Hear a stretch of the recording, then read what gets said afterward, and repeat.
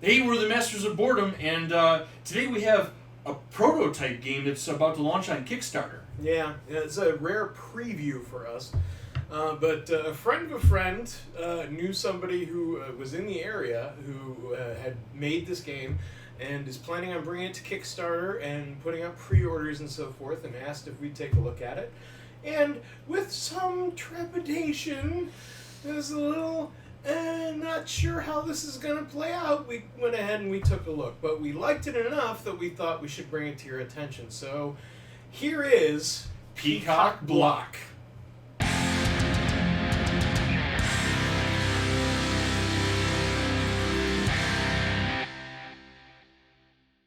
Peacock Block is not one of those deep immersive games like Anachrony or large setups like Orleans. Well, unless you really have a fetish about being a peacock.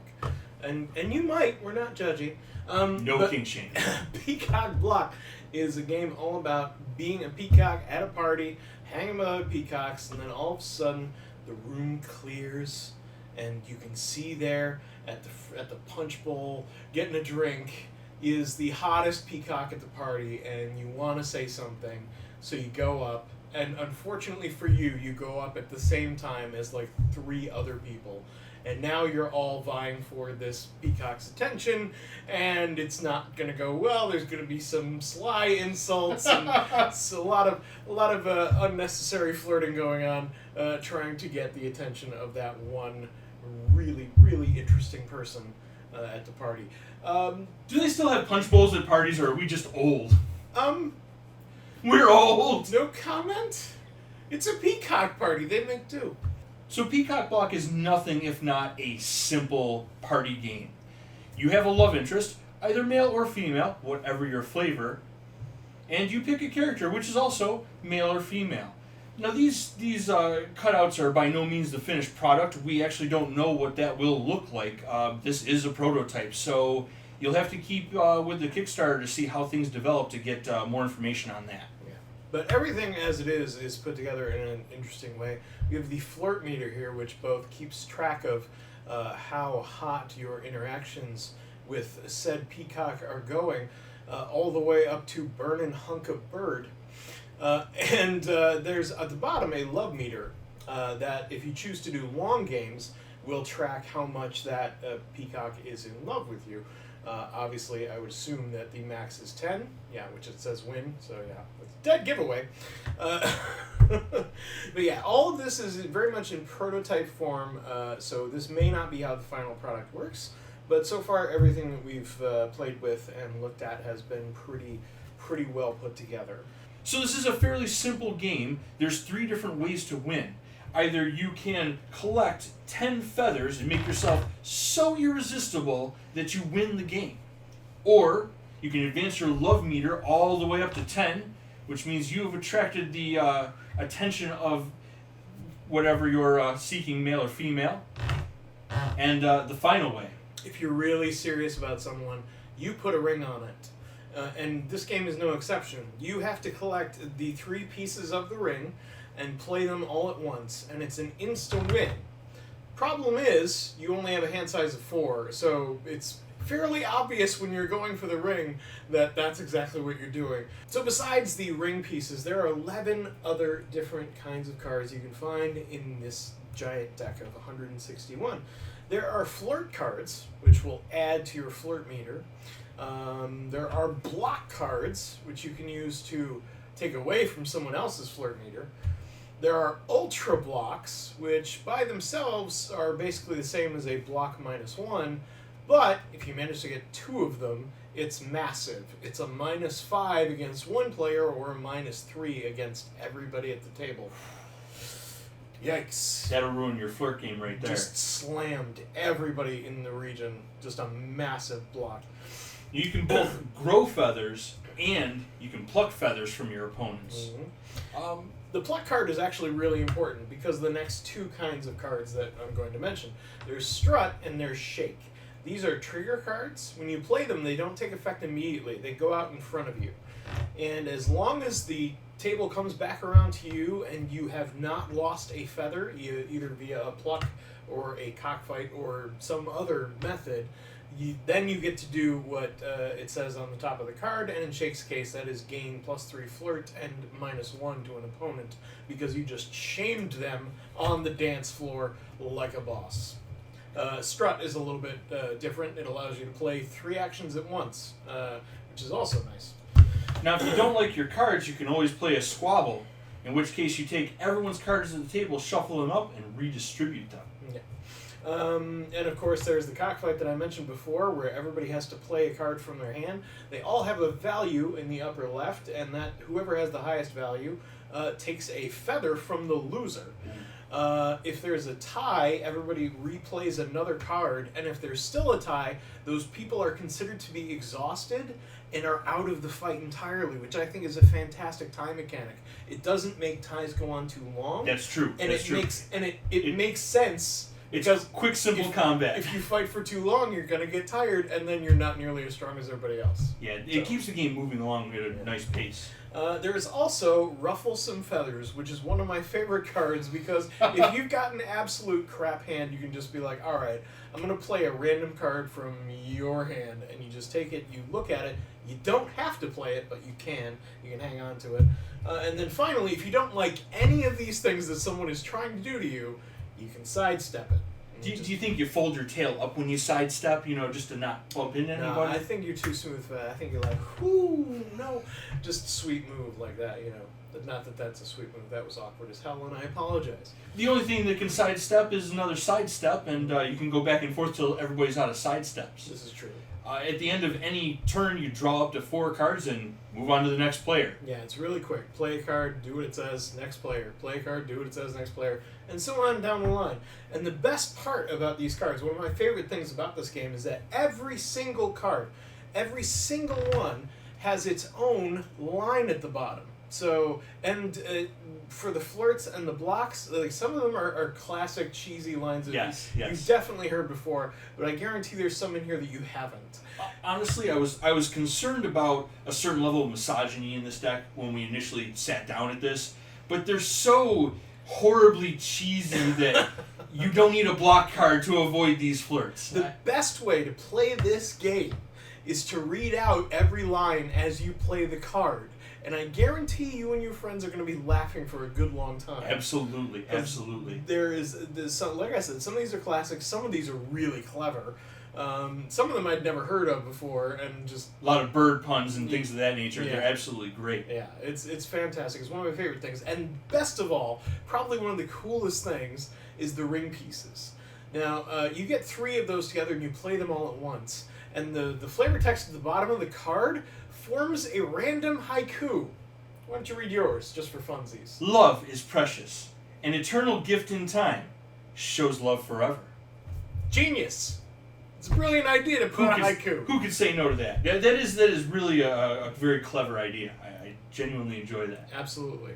All of the game art you see today is actually designed by the game developer, and it's kind of reminiscent of a Far Side comic, honestly. All the characters are definitely characters.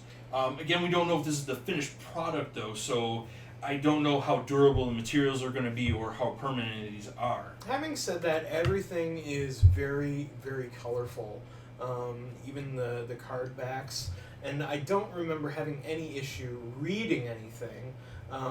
Everything's kind of sort of a treat for the eyes, but sometimes there's a lot going on. Tell me the back of this doesn't remind you of Love Connection. Absolutely it does. And I think that's very... Pretty sure that's exactly what he was going for, I believe and you're correct. He nailed it. But yeah, like, I was not initially a fan of the impact font used on all the cards. But it is easy to read, especially since this is going to very likely be the sort of game you're having a few beers with. Yeah, this would be an absolute cracker of a drinking game, especially if you're playing with people whom you have had interactions of this sort with before. So, to each their own, I guess. But yeah, it's not hard to look at by any means. I think the art is good for what it is. Yeah, all of the characters available have character. Like I kind of enjoy the dapper dude as your target of romance there. Looks like a charming fellow. And most of the others, I especially enjoy this punk rocker chick. That's fantastic. Chick, literally. It's not my favorite art in the world ever. There are some things I took issue with and I brought up with the developer, like when you do a cockfight with people at the table, you check the number in the upper right. However, it's in a big heart, and instead of just a number, it says CF equals 2, which I feel is unnecessary. I thought maybe symbols, a number of symbols, or just a larger number, or just a big number would have done the trick. But like I said, none of this stuff is final. We did bring these things up with him, and he seemed very receptive to suggestions and criticism. So and with a lot of Kickstarter campaigns, developers will engage the people who are backing them. So if you have suggestions and you decide this is the kind of game you want to get involved in, tell the developer what you want. A lot of times, if it's fiscally possible, they'll do whatever you guys want because it's your game ultimately.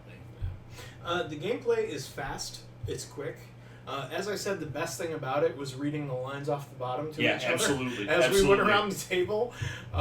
Your wife especially seemed to enjoy laying down some... Oh my gosh, she's having a blast. So, it's definitely very fun. I do have concerns about replayability. Don't expect the same group of people to play it over and over, because eventually you will read all the cards that are in the game, and you'll start saying lines that you've seen before. Yeah. Apparently there was a not safe for work expansion for this also that's going to be offered. Yeah. So it'll be a little less PG-13, but not quite Cards Against Humanity. Apparently it's going to be just a little more risque.